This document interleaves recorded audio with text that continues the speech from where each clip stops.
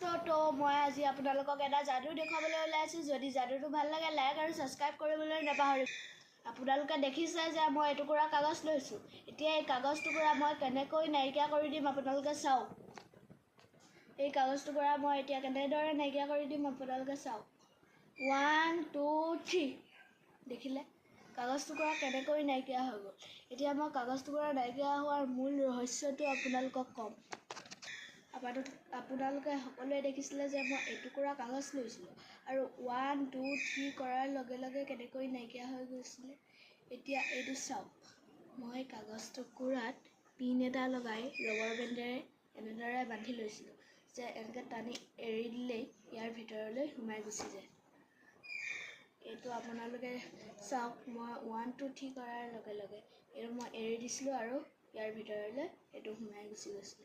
তো মই ইয়াতো এটা পিনটো ইয়াত লগাই লৈছিলোঁ। এতিয়া এইটোৱে আছিলে যাদুৰ মূল ৰহস্য। এতিয়া 1 2 3 কৰাৰ লগে লগে এনেকৈ নাইকিয়া হৈ যাব। তো ভিডিঅ'টো ইমানতে সামৰণি মাৰিছোঁ। তো বাই বাই।